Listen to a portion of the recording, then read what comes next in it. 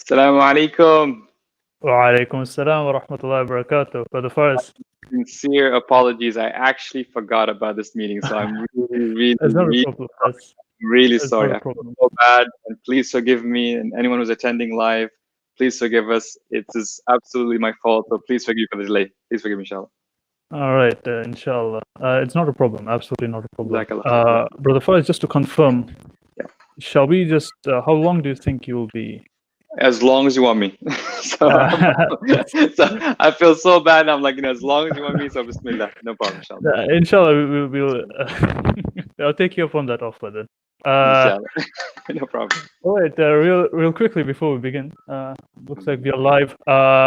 It would be great if some of you could comment down in the comment section if the audio and the video sound and look all right. But in the meantime, let's just get started. We've been keeping people waiting long enough. Assalamu alaikum wa rahmatullahi wa barakatuh, everyone. Hope you're all in the best of health. Once again, sincerest apologies for the delay, but let's try to make the most of this now. My fault, not yours. Totally my fault. Right. So today, inshallah, we are going to be addressing the topic of productivity, as you all are aware, and we'll be trying to tackle it from an Islamic perspective, inshallah. And who better to speak about productivity than Abu Productive himself? Not a good start so far. Not a good start. It's like wait, Mr. Productive is like 30 minutes late. That's not a good start so far. Believe it or not, the jokes have already been made. It's getting kind of old now, but let's just move past it, inshallah. All right. So as of those of you who don't know who Brother Mohammed Faris is, he's the founder of Productive Muslim, the Productive Muslim company. He's also authored the book, The Productive Muslim, where faith meets productivity. And inshallah, let's just jump straight in, right? So, Brother Faris, when we talk about productivity, generally when productivity is mentioned, usually religion and faith and certain philosophies are detached from it, and you, amongst like a few others, are the ones who actually augment this concept of productivity with faith. So let's begin there. Let's begin with the Islamic perspective on productivity and time. What does Islam have to tell us about productivity and the importance of using our time wisely? Absolutely, sure, inshallah. Bismillah ar-Rahman ar-Rahim. Alhamdulillah, wassalatu wassalam ala rasulillah wa ala alihi wa sahbihi ajma'in. Rabbi shrah li sadri wa yassir li amri wa ahlul 'uqdatan min lisani qawli. Assalamu alaikum wa rahmatullahi ta'ala wa barakatuh. And thank you all so much for joining. And again, I'll repeat one more time my sincere apologies for the delay. May Allah subhanahu wa ta'ala thank you. May Allah subhanahu wa ta'ala bless you and reward you for your time waiting for this, inshallah ta'ala, this session. And may the angels be making dua for you while you're waiting, inshallah ta'ala, as you're seeking beneficial knowledge, inshallah ta'ala. So when we first started this journey of trying to understand productivity, so I was actually in college. I was in university, and I felt busy, right? I felt like overwhelmed. I was a student. I was working, had 2 jobs. I was involved with the Islamic Society, kind of like what Revive is doing. And I felt overwhelmed. I felt so busy. I felt like I'm involved in so many things, and I can't keep up, and I'm always busy. And I'm like, how can I manage this all? And that's when I kind of first discovered the science of productivity, kind of like getting things done, the 7 habits, and all the stuff that most of you may have read already. And when I started reading this stuff, I started asking the question, this is really interesting stuff. This is stuff that's really helpful and useful. But I wonder, something so important as managing your time and your focus and being productive, where does Islam talk about this, right? Where in our faith to talk about this? And the first time that question kept popping up. And when you start, subhanAllah, one of the beautiful things about the Quran, about the Seerah, about the Sunnah, is that the moment you start putting a specific lens on and start exploring it from that perspective, you see so many answers, you see so many responses. It's almost like you see this living book, this living deen, this ever-giving deen that gives you, there's so many insights that not only sort of gives you the ideas that yes, there's a lot that is compatible with Islam, But there's also something that Islam also challenges and gives an alternative perspective. And inshallah, we'll talk about that today as well. So, of course, the things about using your time wisely, the idea of not wasting time, the idea of, the day, we always talk about regret, right? The day of judgment being a day of regret, because a lot of people regret not using their time properly. That's all there. But I think one of the fundamental shifts that we need to make, and one of the fundamental shifts that we start to think about as part of this idea of how do we look at productivity, is that a lot of time when it comes to the sort of mainstream way of looking at productivity, we look at productivity from the perspective of getting things done, perspective of work, perspective of output over input, how much you produce. It's about really, it's a very capitalistic, very sort of economic way of looking at productivity. But what Islam comes and looks at productivity, it says it's a very holistic approach to productivity. It's about how you use every moment of your time to be, most importantly, a slave of Allah subhanahu wa ta'ala. And that is what centers you, right? That is what grounds you. And everything else should fit into that, right? The idea whether it's work, whether it's family, whether it's salah. So when you are with your family, you're being productive. When you're at work, you're being productive. When you're sitting back, relaxing, you're being productive because you're rejuvenating yourself in order to stay, to focus on, deen. Focus on, to sort of revive your nafs so you can come back and worship Allah subhanahu wa ta'ala better. So the idea of productivity is not just about getting things done. It's not just about being the Mr. I'm 6 o'clock, I should be there or not. It's more about focusing on how do I manage my energy, my focus, and my time in order to be the best abd of Allah subhanahu wa ta'ala, to fulfill my role as a abd of Allah subhanahu wa ta'ala.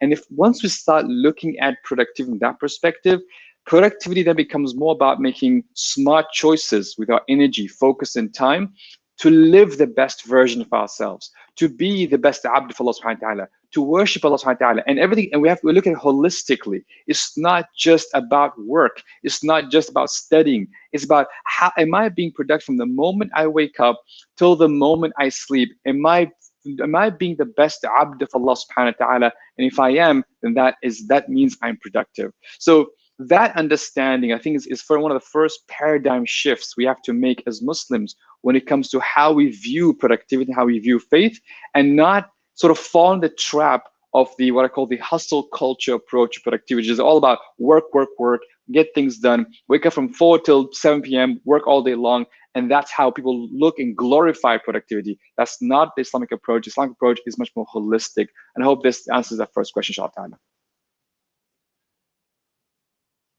Definitely does. So, Brother Faris, now that we have a solid foundation to build upon, as you mentioned, we try to fit our work and our life into the Islamic framework instead of the other way around.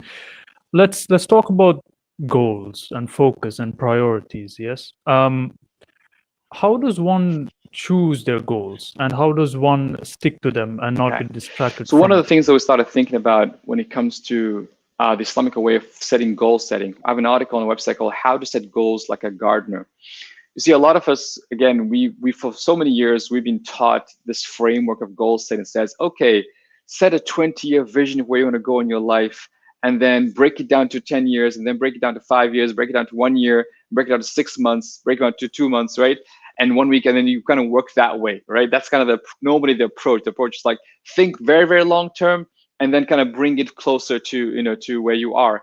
Now, there's two fundamental issues I take with that approach. Number one, you have no idea what the future will hold. Ask anyone, pre-COVID and post-COVID, right? All of us at the beginning of January, we all had plans. We had goals and plans, ideas, and everything we wanted to achieve. And subhanAllah sends something like COVID, and boom, everything goes out of the window. So you have no idea how things would go, where we'd be 10, 20, 30 years from now. And two, you have no control over all the factors that would lead you to those goals, right? So when I say that, a lot of time people think, well, what do you mean? Forget goal setting, just sit back and kind of go with the flow? I'm like, no. The way we think about goal setting is we look at it, instead of think of goal setting, think about intention setting. What is your niyyah? For example, what is your niyyah 20 years from now? What is your niyyah in general? Forget the time frame. What is your niyyah? If your niyyah is to serve the ummah, if your niyyah is to be the best, parent, if your niyyah is to be an incredible inventor and scientist and engineer, if your niyyah is to open a business that is going to support people, what is your niyyah, right? That's instead of think of goal setting, think of niyyah. So think about it this way.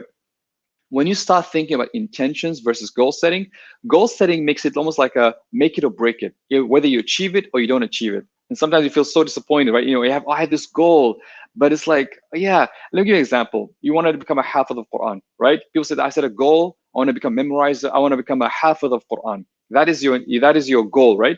And you say, I'm going to do it in 5 years' time. So you set a goal, set a time frame. And subhanAllah, life happens, things happen, and in 5 years' time, you do not become a hafiz of Quran. What happens? You feel despair, you feel disappointed, you feel like, I should have, I'm not a good person, not a good Muslim, I was not able to memorize Quran. Now switch that and say, what is my niyyah? My niyyah is to have a beautiful and intimate relationship with the Quran. I want to have a close relationship with Quran. And one way of achieving that niyyah is to memorize Quran. Now, whether I do it in 1 year or 5 years or 10 years, that niyyah does not change. So now I'm not almost like in this, what I call, again, the hustle culture framework of either achieve your goal or you're a loser, either achieve your goal or you're a failure. Instead, I'm focusing on intentions, on my niyyah. And those niyyahs help ground you, especially if they're sincere, if for Allah subhanahu wa ta'ala, they make you stay focused and make you stay grounded, and they don't sort of, how can I put it? They come almost like, the way I look at it, almost like a gardener, right? One of the interesting words in the Arabic language, the word niyyah is very close to the word for seed, which is Noah, right? Noah is the word for seed, for example. So think about it. When you put a seed in the ground, that's like intention. When you put the intention in the ground, and look at the metaphor here. Putting your seed in the ground, you're hiding, right? You're hiding that seed. Same thing, intention is something that's deep inside you. Only Allah subhanahu wa ta'ala knows your intention. There's no point you going around saying, oh, my niyyah is to help the ummah, right? Yeah, that's you saying it, but what's really inside your heart, only Allah subhanahu wa ta'ala knows. So that seed is hidden in the ground. When that seed, how do you help that seed grow? You water it, right? What is the metaphor for water in our case? That's when you start putting action. You start taking action. You start making dua. You start working hard. So we always talk about the motto in Productive Muslim is have sincere intentions and work hard. That is what the mindset is. Don't worry about the outcome. Don't be focused on the outcome, the goals. Focus on what's my intention, what is my goal, and what's my intention, and what I need to do to kind of nurture this intention so it becomes a reality. Now, when you start thinking from perspective as a gardener, that you are simply a gardener, you don't know where life will take you. 20 years from now, 30 years from now, 100 years from now, you're not going to live that long even. But if your intention is here, then A, you're being rewarded for that intention, even if you don't achieve your goal. And B, it will always give you a compass. So if things happen, when COVID hits or God knows what else happens, your intention still stays the same. It's just now it's manifesting itself differently. It's like that seed, which, sometimes the tree doesn't take one path, it takes multiple paths. So this idea of being very conscious of intention versus goal and nurturing your goals. And the last point you said about how do we prioritize between our goals. Again, when it comes to intentions, think about from perspective of seasons of life, right? I always talk, a gardener will always know when to plant the right seed at the right time. Sometimes you're in a season of life where you feel like this is the right time for me to nurture this intention that I had, whether it's starting a business, whether it's focusing on studies, whether it's focusing on your parents, whether it's focusing on children. You have this is the right season for it.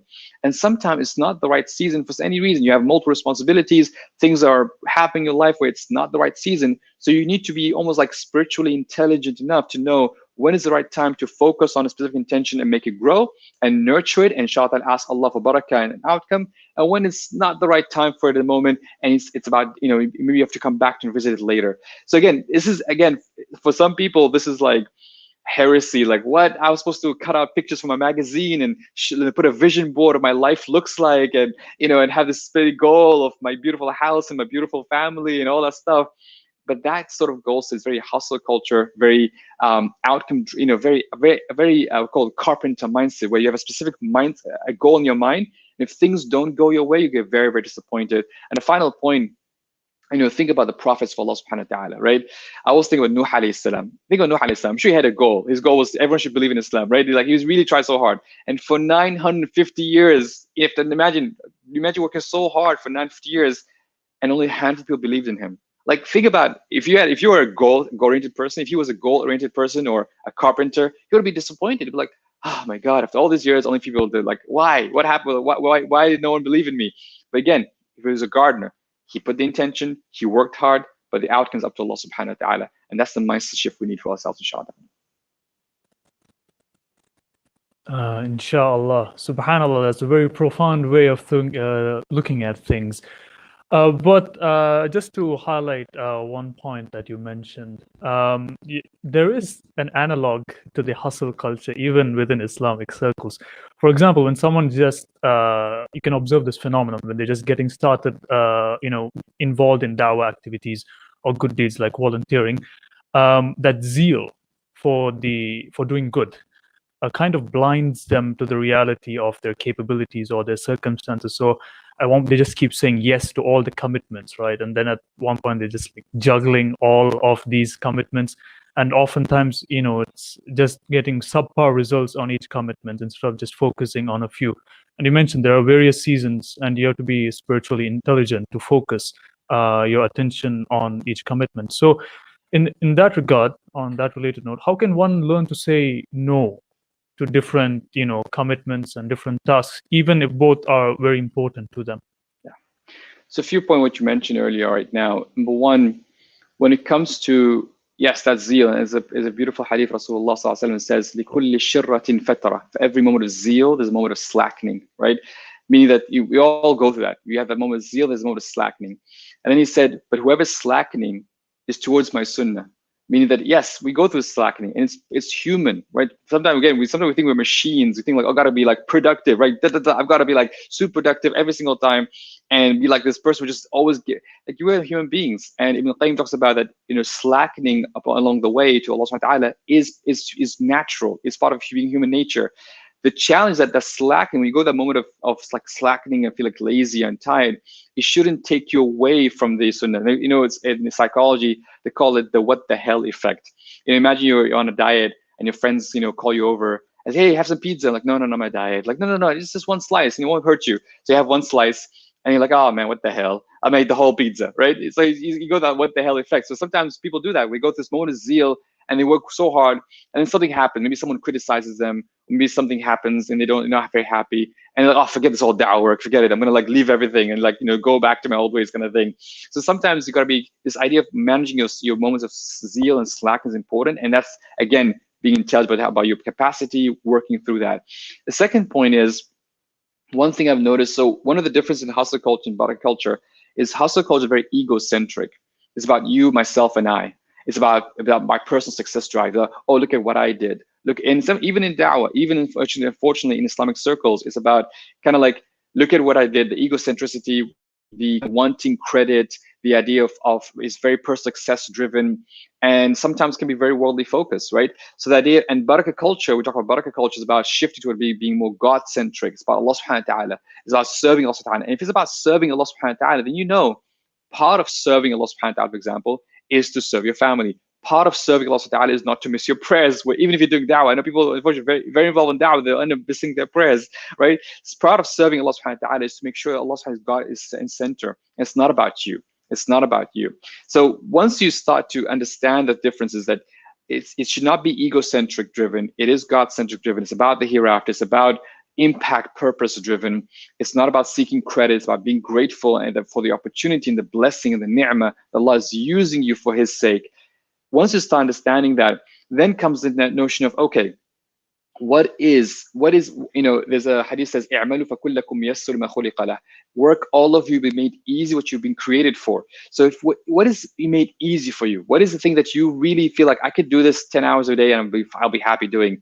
And align yourself with that. If you're someone more into graphic designing, if you're someone more into speaking, if you're someone who's more into writing, if you're someone into more like in the tech stuff, more someone to social media, what is it Allah makes it so easy for you and you can do it, you can spend hours and do it really, really well, then really kind of focus on that and build your expertise. One thing that we need to learn, especially whether in da'wah field or any field, is the idea of developing our expertise and almost like developing what we call the craftsmanship. Right, we learned this. Our ancestors were very good with calligraphy, for example. Right, Islamic art. It's a very time-consuming, but it requires expertise. Requires you learning from mentors, apprenticeship. So become really good at what you're doing and really focus on that. And that will help you kind of say no to a few things. Instead of saying no, so one way is knowing what you're good at and knowing what you're not good at and saying, you know what, thank you so much, I can't be involved in this. Number two, I see there's 3 ways to say no. One is, of course, say no and say, I'm really sorry, I can't. Let's say someone comes up to you, hey, Mohammed, can you do this event for me tomorrow? Or can you do this, poster for me or something like that? One is to say no. The second way is to defer, right? So defer meaning saying, well, I would love to help you, but maybe not now. Can I do it like in 2 weeks' time? Right? So defer it, and that way you're not immediately taking time. Again, seasons of life. So maybe this week or this next 10 days, 2 weeks, you're very busy. So you can defer it for another time. And the third way is to delegate, right? Saying, I'd love to help you, but you know what? Ahmed there is much better than me. Maybe ask him. Or Khadija there, she's amazing. Can you help me? Ask her. So delegate. Those are the 3 ways that I recommend when it comes to saying no. So one is saying no, one is to say delegate, one is defer. But most importantly, please do not abuse inshallah. All right. And I hate to say, I keep saying this whenever I go circle. Unfortunately, we've used the word inshallah, and now it's becoming a mainstream joke that inshallah means never, inshallah means not going to happen. Do not abuse inshallah. When you say inshallah, that's almost you taking a promise. You do everything you can to. That's like more than a yes, right? This should sound like more than a yes when you say inshallah ta'ala.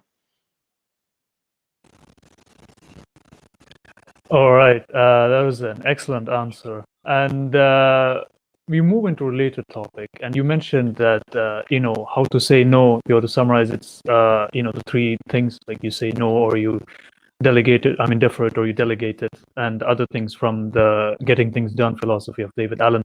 But you touched on it a little bit, that we have many different aspects to our life, and each of these aspects have their due right on us. So, like, for example, Allah has a right on us, Allah subhanahu wa ta'ala, and our body has a right on us, our soul has a right on us, our family has a right on us, our community has a right on us, and we have all these goals. So how do we divide and distribute the time between all these different aspects? Even though you said we focus on certain things, but in our day-to-day, there are a lot of things like, family and, our spirituality and whatnot. So how do we divide and distribute our times between all these different aspects?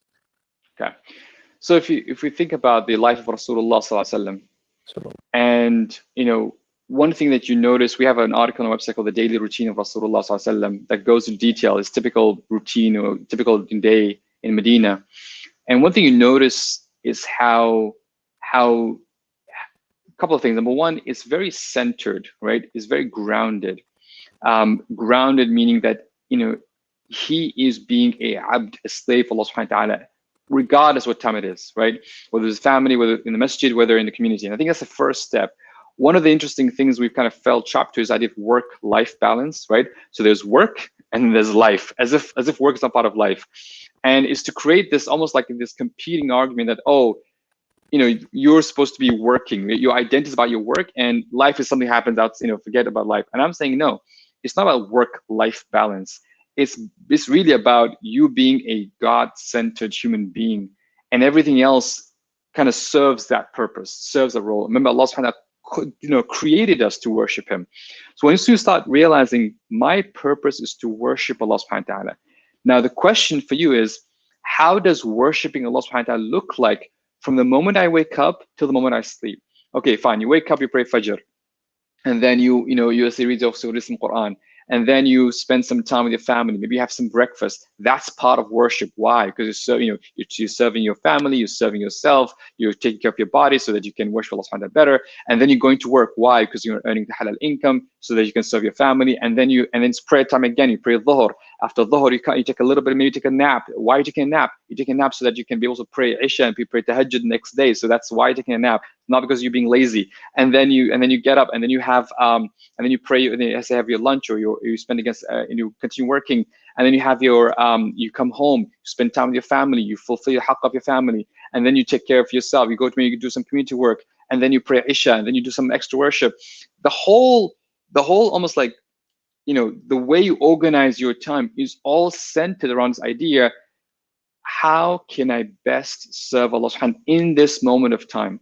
One of the interesting things of this, whenever Prophet Muhammad was asked, well, what is the best of deed? What is the best of deed? He gave a different answer to different people.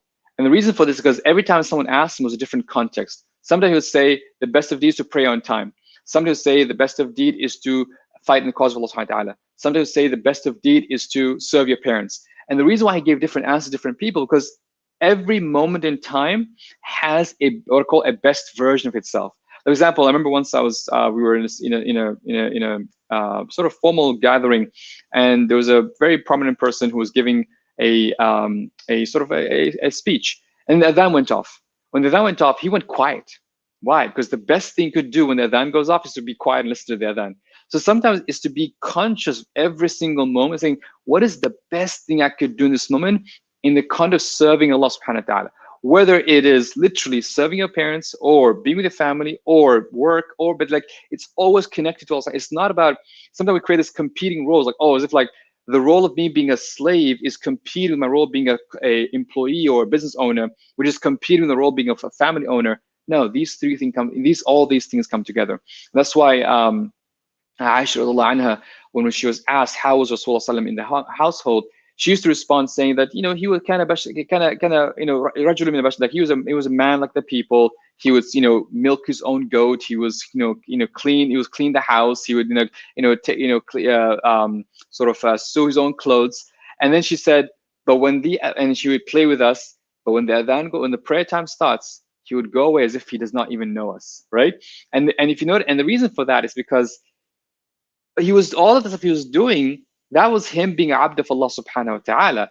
But the idea that the prayer comes, the ultimate purpose is to worship. That's why that takes precedence and more important than anything else, and hence he goes for that first and forgets everything else around him.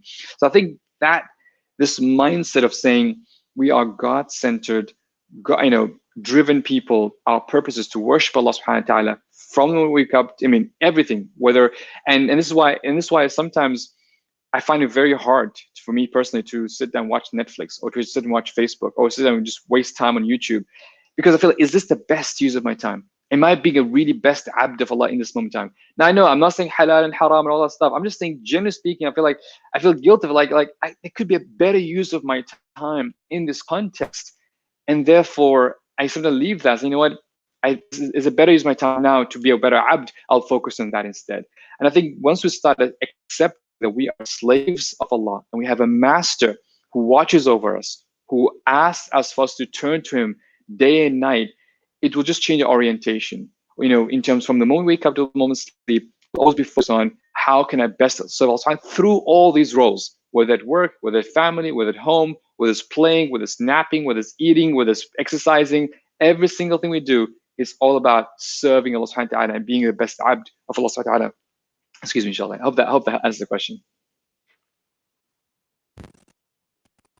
Oh, it definitely did. So I mean, we already understand what you're trying to convey. This idea of being God-centric, in the sense that we always think about Allah subhanahu wa ta'ala and our intentions in every action. Stuff competing will be like, can I balance the dunya with the akhirah, the traditional model? That's actually quite profound. But wouldn't you agree it's quite tiring at every moment to reflect and think, okay, what's the best thing that I could be doing right now? What's the best thing I can be doing right now? Is there a more systemic way to prioritize the tasks that you have based on what you can do right now? So I would say, subhanAllah, I would say it's tiring at all. I would say it's inspiring, because again, we sometimes fall for the trap that, oh, I need to make sure that I have control over everything, right? I want to manage my time and to-dos and calendars to the T. And then therefore I want to turn myself into a clock, right? I know 6 o'clock, I do this, 7 o'clock, I do that, 8 o'clock, I do that, 9 o'clock, I do this. And right now I'm doing some research on the time pressure and how clocks have created psychological time pressures on us, which is actually almost like, say, fake pressure. Sometimes, yes, it's helpful to have deadlines, it's helpful to have appointments, it's helpful to have, certain, or coordinate things. But sometimes us to be almost beheld by that. One of the interesting things that unfortunately, when the Industrial Revolution came and the colonization started in Muslim lands, is that the Muslims' lifestyle was very centered around the 5 daily prayers. That was how they organized their time.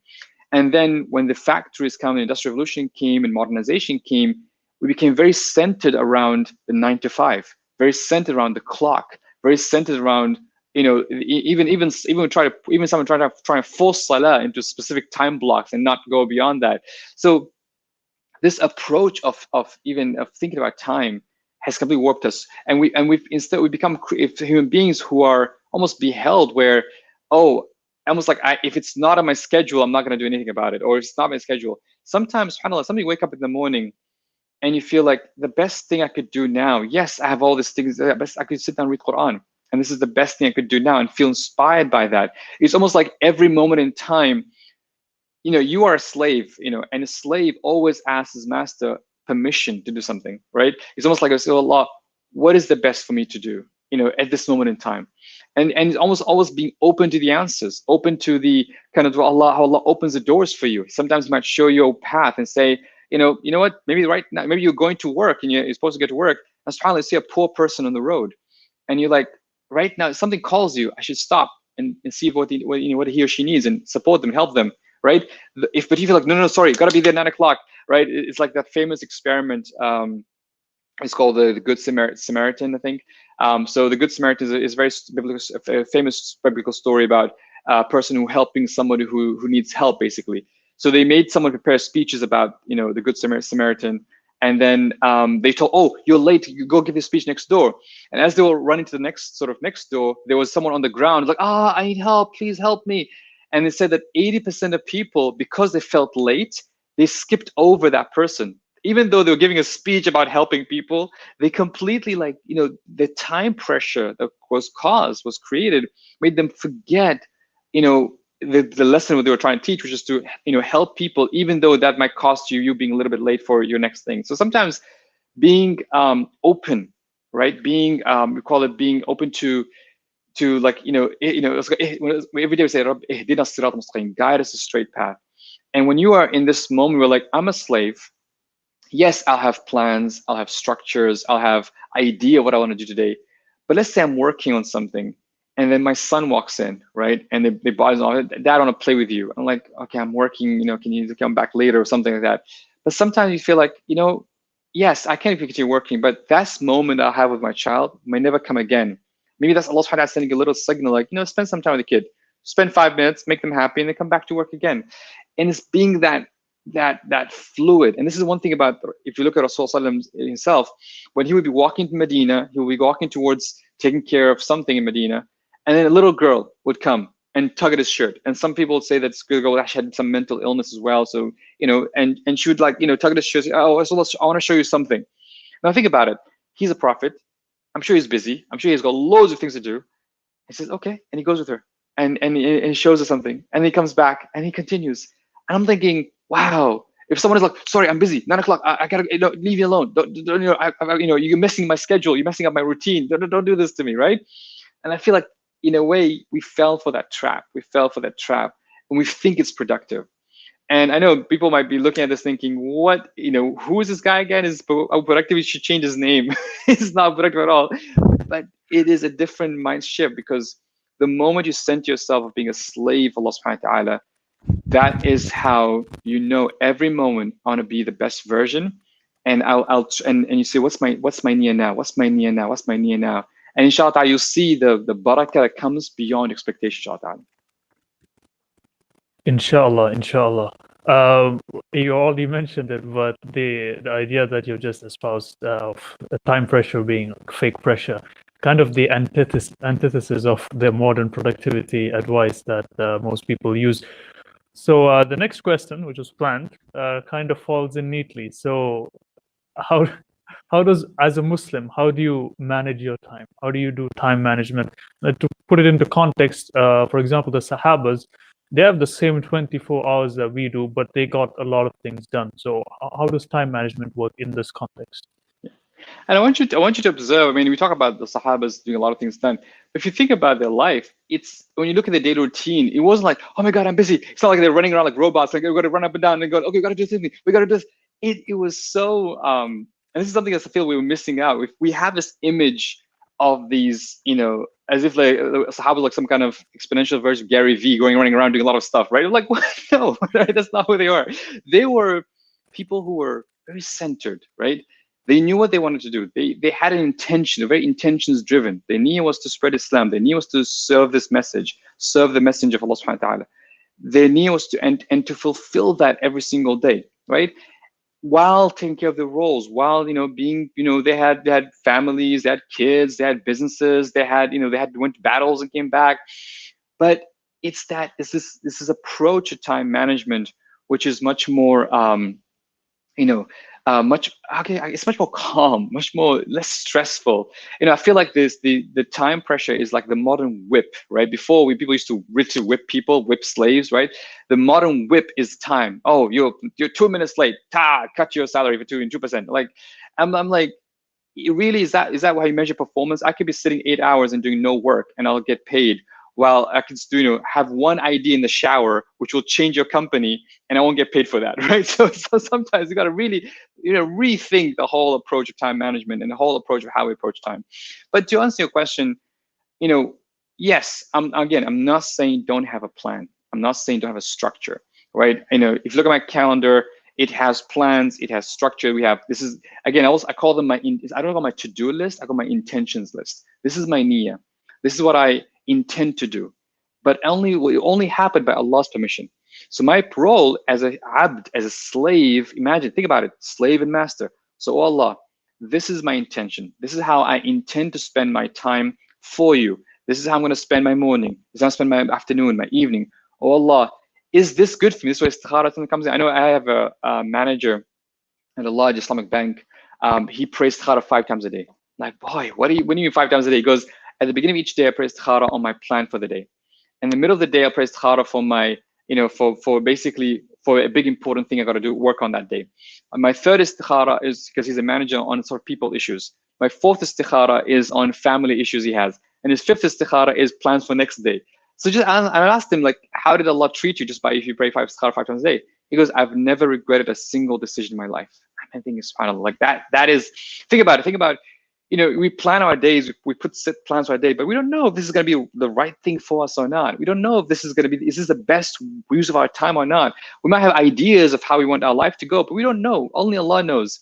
So our role as abd, as slaves, is saying, oh Allah, I do this on a weekly basis. I literally put my weekly plan as, oh Allah, this is what I intend to do.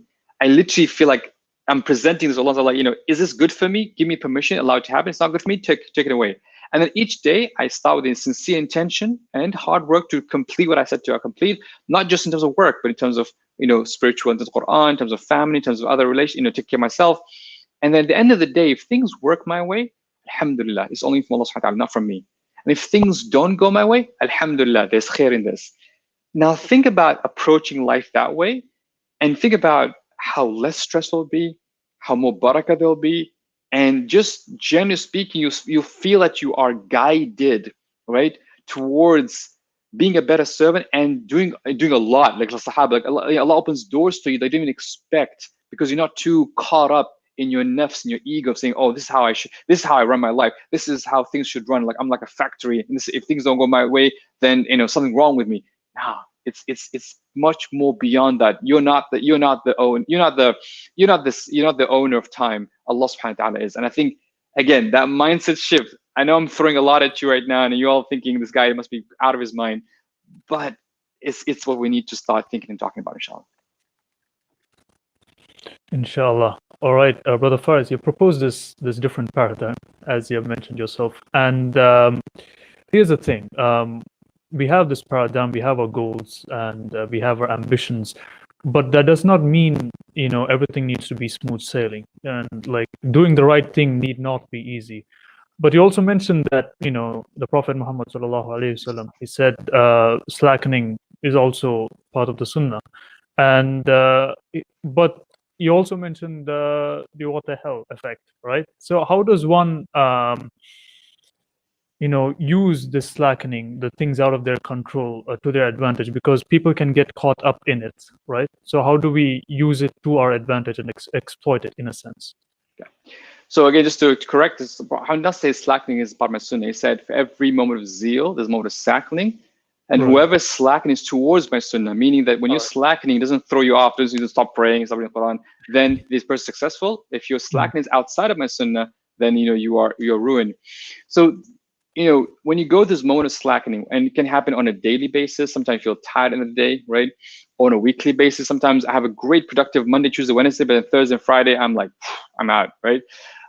Or sometimes happen on a quarterly basis, on an annual basis. You go through these moments, and this is why season of life, talk about seasons of life you go through, is to, again, first of all, be aware of it, right?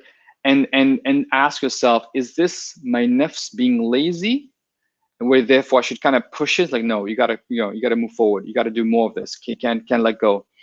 Or is this your nafs saying, I need a break, right? And I will say that the way you treat your nafs is treat like a child. And when you treat a child, you need to give it both discipline and love, right? If you're always disciplined, you gotta do this. If you gotta do this, you gotta do this. Guess what? Your nafs will rebel. Like, forget it. I don't want to do this anymore. And if you give it too much love, it's okay. Don't worry. Just back, relax. Don't worry about it. If you're too relaxed, then basically you will also be, you'll spoil it, right? You got to give it some love and some discipline. So that's the same approach here. The approach is think, how can I do with both love and discipline, really focus on, really kind of help myself get out of this, call this dip that I'm in. And this happens like post Ramadan. This happens a lot, especially if you had whether during the week or the day. So small things where, it's why some sahabas, like I think Abu Darda talked about, like sometimes I would give myself breathing space, meaning like I'll give myself some relaxation time. Again, niyyah, intention to come back stronger, right? Intention to come back stronger. So that even the intention, even if you're gonna sit down, watch Netflix and chill, right? Your intention is to come back stronger. It's not the intention is to use that as excuse to miss Fajr and to miss, and to miss your other duties. So I think that's what I call spiritually intelligent. Is understanding your nafs, understand what nafs need. Don't give it everything it wants, but give what it needs, right? Whether it's sometimes you might need, for example, if you see you're someone who fasts a lot, maybe you can say, okay, I'm gonna, take my pedal of fasting a little bit, but then come back stronger. Maybe someone who prays most of the night, give yourself some moment. There was once Rasulullah entered the house of Aisha anha, and there was a woman there, and he asked, who is she? And he said, oh, this is somebody who prays all night, and who prays all night. She never sleeps. Rasulullah said, no, you should be someone who, when you pray and you feel sleepy, you should go to sleep, right? This idea that, again, sometimes we've sometimes created this utopian idea of the Sahaba and the Prophet that sometimes it's almost like above human. But if you read the actual seerah, if you read the lifestyle, there will be, and sometimes you hear Aisha line says, sometimes the Prophet Muhammad will pray like the whole night, that I think he never slept. And sometimes he will sleep a big part of the night that actually I get up and sleep. And there's some days, and it happened in Sirah, that the Sahabas themselves missed Fajr. You imagine that, man. Imagine like, missed Fajr. How could they miss Fajr? Once they came back from a battle, and Sahaba, Prophet told Bilal, "Oh Bilal, make sure you wake us up for Fajr." And the Sahaba was so tired, and Bilal was so tired. Like he said, I slept on my sword, and then I overcame and slept, and I just slept. So then imagine the whole camp woke up after sunrise. Imagine the shock, right? Like panicking, and but then they went to Rasulullah and says, okay, Bilal, what happened? He says, Ya Rasulullah, I tried to stay up, but I came back and I slept. And he says, okay, no problem, get up and pray and do qada and pray a Fajr prayer. So that is sometimes we forget the human part of us. And again, this is not a call. I have to also put the other side. It's not a call, oh man, it's okay, just miss Fajr and chillax and relax and all that. It's not a call for that. This is a call for us to recognize that as human beings, we go through ebbs and flows. We need to recognize ourselves. As Ali radiallahu anh has a beautiful saying, it says, when your nafs comes, meaning nafs is in a good mood, you feel like you're getting things, then take with determination. Take with determination, meaning like, all right, run with it. If your nafs wants to fast, you feel like, oh yeah, I'm actually wanting to fast, I want to do tahajjud, I want to pray, I want to do this stuff, I want to do that. Awesome, run with it. But when your nafs starts to run away, when it's like, no, I don't want to do this, no, leave me alone, I want to sleep, no, then it says slow it down with the obligations and wajibat. Slow it down, obligations and wajibat, and that's an approach, and that's being spiritually intelligent. So being very intelligent about how you reset yourself. Example, one thing I learned to do is I try not to if I overwork myself on a specific day, the next day I'm really tired. Sometimes, even though I might have some energy to continue working, I might just slow down a little bit. I might sort of take a break and knowing that I can come back stronger. So being intelligent with your breaks and think about the intentions behind your breaks can also help you achieve that as well.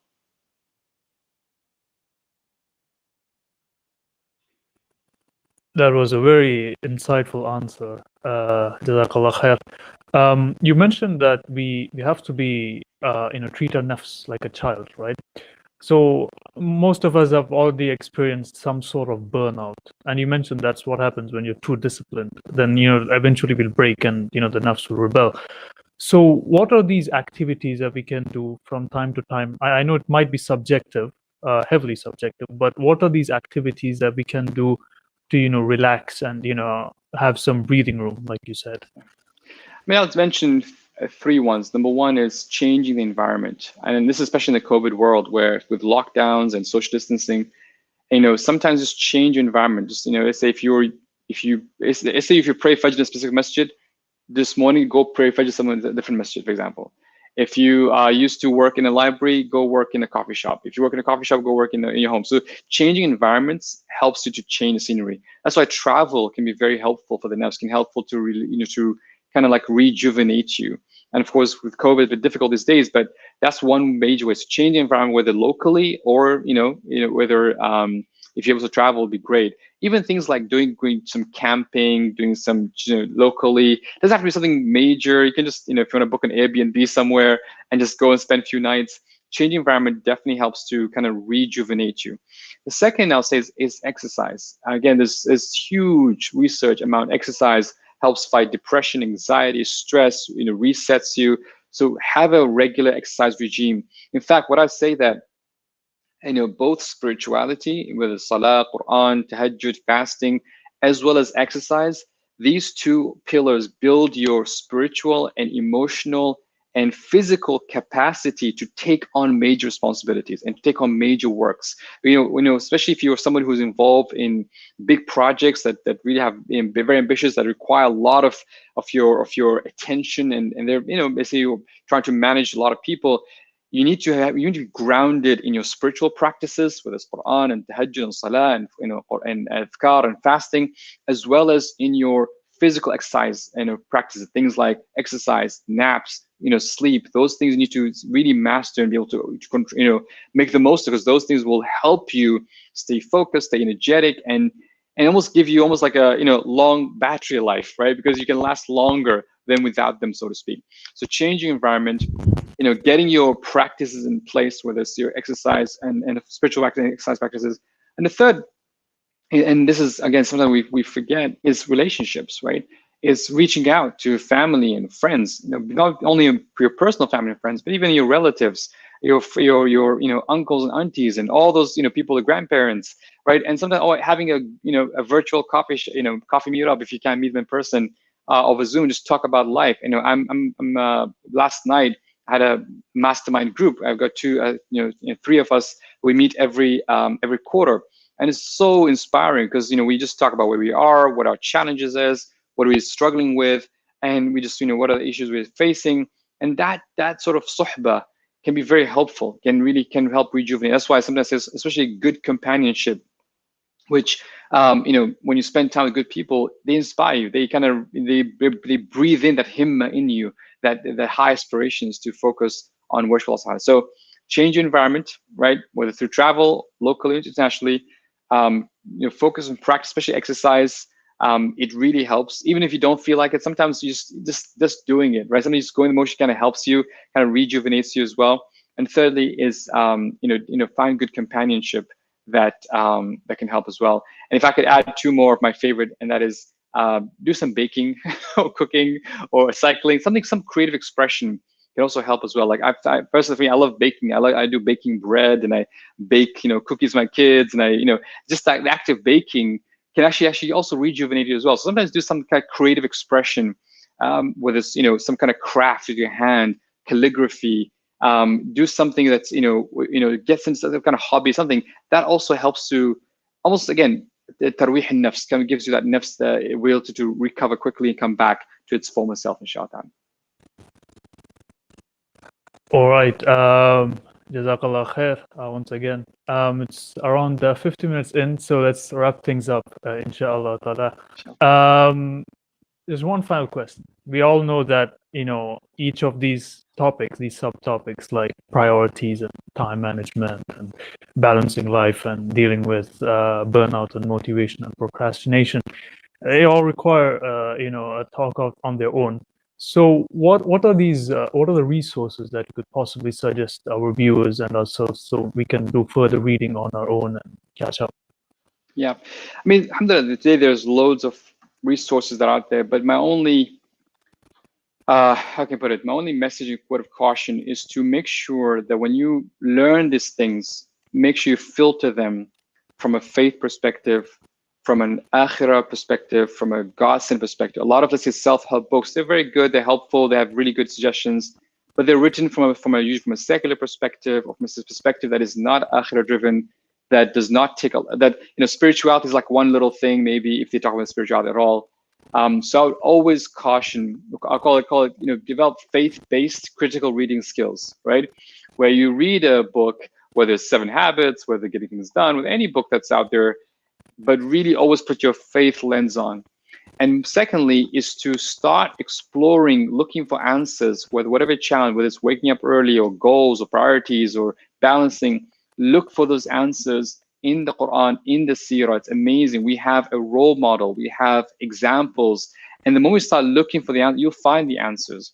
Now, inshallah ta'ala, we try to bring that research to you at productivemuslim.com. So if you go to our blog, we have over 1,000 articles written talking about the idea of this faith-based productivity, self-development, self-improvement. We do have courses, we do have workshops, we do have the book, of course, that can help. So we're trying, and there's a lot, inshallah, and I'm hoping that we need more people to write and not just to copy paste. Unfortunately, some Muslims, and I remember when I first started, I was like that. I was like, we just download productivity concepts from the gurus, and they just like slap Islamic terminology on it, like, oh, we call it Islamic. No, we have to rethink from a ground up, rethink from a new paradigm, and this is the best part, offer it to the world. I was blessed to talk about barakah culture versus hustle culture at American Airlines, at Salesforce, at Google, Texas Instruments. Whenever I talk about these concepts, Muslims and non-Muslims like, man, yeah, that hustle culture is crazy. Like, that's exactly what we're facing. And they can see, so Islam has a lot to offer to the world when it comes to self-help and self-growth and development. But we have to be confident. We should take away this inferiority complex. Like, oh, if so-and-so, we have to just take it from the gurus out there. If they are, then we can't develop our own. No, you can come with your own theories and own ideas. We have the book. We have the last divine message to mankind. We have a lot to offer. So we need to definitely get our, let's really start exploring our faith and really seeing some of these beautiful lessons and offering this as a new paradigm to the world, new worldview that helps a lot of people beyond just the Muslim society. All right, so that wraps things up. Jazakallah khair, barakallah feek, brother Mohammed Faris. I'm sure that all of us benefited massively from what you had to say. And there you have it, brothers and sisters. Today we spoke about the Islamic paradigm when it comes to productivity, the barakah culture versus the hustle culture, aligning ourselves to our goals and focusing and priorities, balancing the different aspects of our life and dealing with motivation, procrastination, burnout. And Brother Mohammed Faris also mentioned the resources that you can probably visit if you want to do some more further reading. And he also remarked about the faith-based lens that you have to put on when you take productivity advice from secular sources. Jazakallah khair to all of you once again for your patience, and inshallah we hope to see you again for our future events. Subhanakallahumma wa bihamdika ashhadu an la ilaha illa anta astaghfiruka wa atubu ilayk. Take care, everyone. Assalamu alaikum wa rahmatullahi wa barakatuh. Wa alaikum assalam wa rahmatullahi wa barakatuh.